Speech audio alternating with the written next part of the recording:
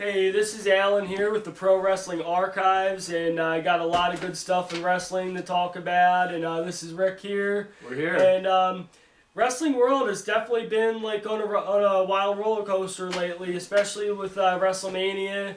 Like you had like the whole thing going on between Cody Rhodes and The Rock and Roman Reigns and the Bloodline, which kind of like ended and climaxed at WrestleMania because there was a lot of really good stuff there because as of night one, we knew it wasn't going to be like honestly, like in the beginning, I didn't think that WWE was going to do that, like have like the Bloodline storyline end with just Roman Reigns versus Cody Rhodes. It was going to be like Bloodline rules because by doing that, that just opens up to be that much more exciting and less predictable like WWE's been as of late with it being predictable and everything. And it was anything but predictable because leading up to that, like you had The Rock beating up Cody Rhodes in the parking lot at on Monday Night Raw.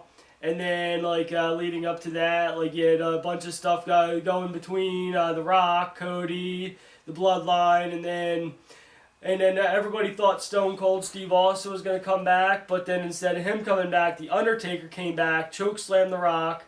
Seth Rollins came out when everybody thought that when he was coming out that it was going to be Dean Ambrose coming out to the Shield team. Yeah, I saw that. I know, like everybody thought it was Dean Ambrose because AEW was in town around the same time as Mania, so like you didn't know. Okay, like if Dean Ambrose was going to come out to the Shield music, or you didn't know if Dustin Rhodes was going to come out, and because AEW, he was in town with AEW, so. Yeah, so that's pretty cool, man. And then Friday and Saturday I was down at the arena, so I was checking out what was going on down there, and Friday they had two shows. Nice. So they had RF's show and then Tim Embler's show at night with the ECW guys. Okay. So RF was in charge of the younger crew, and they had some matches like Lance Anawahi versus Rich Swann. There were some dream booked matches, but it was a pretty early show, so it was too early for everybody, I feel. But that night came around, and it was the WrestleMania for ECW. Nice. So tribute to the Extreme 2. Everybody was there. ECW's back. It's just called Battleground. Yeah, exactly. Yeah, and then how fitting is that too that Paul Heyman was inducted in the WWE's Hall of Fame in the same city that ECW was born in. Yeah, that was nuts. And this is where I think, Al, we might have different opinions, but I'll say this. Paul Heyman's speech was incredible. He did it again. And I saw Tommy Dreamer come over to the arena right after that because he was at the Spectrum, or I'm sorry, at the Citizens Bank Park over there. And then he came over to the 2300 arena and tagged with Onita against the Dudley Boys, or 3D, or whatever the fuck they go by nowadays. And it was crazy because, the way that this all happened is it happened again. Yeah. Like, they're back. Yeah, exactly. And that's what we've been, working so hard on at the arena and independently is, trying to get everybody fired up to bring it back. And it's like, it looks like Triple H did bring it back. And it's not that it's just Triple H. It's like the wrestling industry is doing its thing. Yeah, it is. Yeah, like you got, and also too, like with WWE, like Tama Tonga, Haku's son. That's Haku's kid. Yeah, Haku's kid is now in WWE, which I think is pretty cool because Rikishi and Haku were a team back in the Attitude Era. And then now they got Jacob too. Yeah, and then Jacob Fatu, but even better. That's the Tonga kid's kid. Yeah, but even better too, like Solo Sikoa is Rikishi's kid. And Tama Tonga is Haku's kid. Yeah. Rikishi and Haku were both a tag team in the Attitude Era, and now. You said Rikishi and who? Rikishi and Haku. Were they a tag team? Yeah, they were at one point. Yeah. What, the New Islanders? I think so. Yeah, at one point they were. I can't even keep up with these guys, man. But then, like now, like you got both their kids are doing something together in WWE now. So like it's like a rebirth of the Bloodline, and it was all because the Bloodline storyline that Solo Sikoa is now like moving on up, and we'll actually see what Solo could do. There's a lot of things to be said too, and I am going to put this out there just because you have to. Our job right now is to add to the wrestling narrative so that different lanes can have their run too. Mm-hmm. And you know, I feel like with Triple H, like he did a great job. But I also will say this, like there's a lot of people out there that are not Paul Levesque guys, like the way Heyman says he is a Paul Levesque guy. I'm not a Paul Levesque guy. And I've come to terms with that. But I like what he's doing now. Exactly, yeah. So that's like, okay, if I'm not like maybe a Hunter Hearst Helmsley fan, but I might like Paul Levesque as a booker. I don't know, man. I don't know how to call it yet, but it's like knowing that Heyman and him are together, that's some maniacal shit. Exactly, yeah. That's some maniacal shit. Because I know, like, I got to meet Paul Levesque a few times before when I got to work WWE. And he was very respectable and everything. He was cool backstage and everything, and like grateful for what the crew was all doing and everything. Just like the one time I remember I met Paul Heyman backstage when I was doing a load-in for WWE up at the Amica Pavilion in Providence, Rhode Island. Paul Heyman was like a mentor backstage to like some of the newer wrestlers that were coming up in the business, and just seeing how people interacted with him backstage, you could tell that Paul Heyman has that level of respect back there, that he is very well respected in WWE. How about that, man? I was going to tell you about that. Yeah. So there was a lot of guys that were there at the 2300 Tribute to the Extreme show, and I just have to mention some of these names that were there. Abdul the Butcher was there Saturday night when the Meanie was doing the thing, and I know you were chilling with the Meanie too. Yeah. But Sabu was there, Sandman was there, who else was there? Rich Swann was there, Danny Moe was there, Van Dam and his girl were there. That was the Icon show. That was not, they weren't at Tribute to the Extreme. But that's what I'm saying. It was just a weekend of wrestling, just a non-stop weekend of wrestling. And I will say this, you know, and this is not to toot Paul Levesque or anybody like that, but this probably was the biggest weekend in Philly wrestling history. Yeah, it was, because not only did you have WrestleMania going on, like at the Lincoln Financial Field. Yeah, there was like 40 different shows. But then you had like AEW, Ring of Honor, SmackDown, 2300 Battleground, the Meanies thing. Over at McCuster's. What do they call the deathmatch guys? Not XPW or Combat Zone. Combat Zone, yeah. Yeah, Combat Zone was running, and then there was like shit popping off in different neighborhoods, like the different shows, and so there was more wrestling than I've ever seen in the Philadelphia area. And then you had the convention center was tied up with the Fan Fest thing, and then over at the Marriott, they had something going on there. Plus, then you had not just the Link where they had WrestleMania at, but you had the Wells Fargo Center where they had SmackDown, the Hall of Fame, and then Monday Night Raw over at the Wells. So pretty much all of Philly was tied up with pro wrestling for practically that whole week. Yeah, that was fucking nuts. There was people from all over the world that were coming here because of pro wrestling, and like that. I'm glad, because Philly is a wrestling city, and people need to know that. You know what I mean? Like whether it's the ECW Arena, or whether it's Citizens Bank Park, or the old Spectrum lineage. You know, this has always been a wrestling city, man. And then you had Bubba Ray Dudley. He made an appearance at WrestleMania too, like in a referee capacity at WrestleMania. Yeah, he did. I didn't see that. Night 2. So like Bubba Ray Dudley was at both the 2300 with the Battlegrounds thing, and he was at WrestleMania. So like Battlegrounds had someone on there that was on WWE that same weekend. We also got to say this too. I've been noticing too on YouTube. I watch a lot of wrestling on YouTube. WWE with NXT is crushing it with getting some of these younger guys over right now. Just watch what Paul Levesque's doing, getting these guys over, or whoever's running it, because whoever's running it is doing a really great job with NXT. I can tell you that. Plus, also now we got The Rock as the final boss in WWE. So right, he's back. The biggest movie star in the world's back. Yeah, so like we got The Rock in charge, and it's kind of cool because The Rock and Triple H, an epic rivalry between the Nation of Domination and DX. It almost kind of seems like the WWE is the new Hollywood, if you really think about it. You got the biggest Hollywood superstar. You got more storylines than Hollywood. Yeah. And then on top of it, you got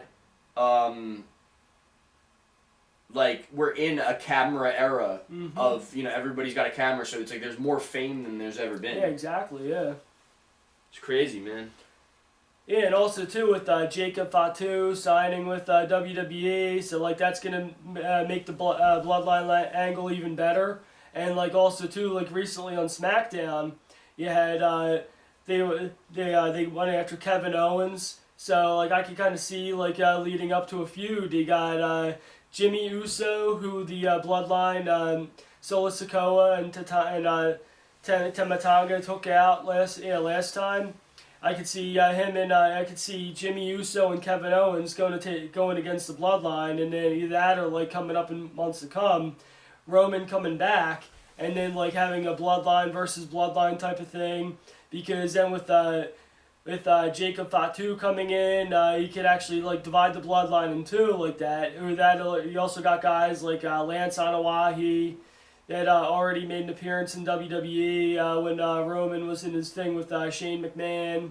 See, it kind of this is crazy, but one of the things that like I've realized after that weekend is this is all happening because of the National Wrestling Alliance. Exactly. And now that Billy Corgan's doing his thing, they're coming back to Philly in the summer, so that's going to be one of the ones that I want to check out. Yeah, you know what I mean? Exactly. Yeah.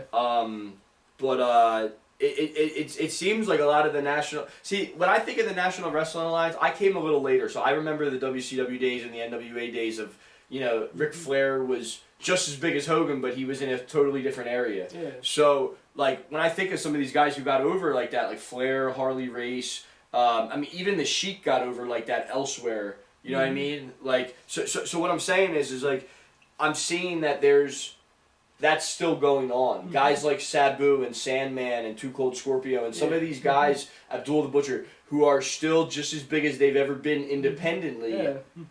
Maybe these guys are like the trailblazers of the indie wrestling world, but it just seems like there's a lot of these guys. Like Sabu was just in AEW, right? Or I know Van Dam was Sabu there too? I think so. I think he was there. So this is what we're talking about. We're talking about the National Wrestling Alliance.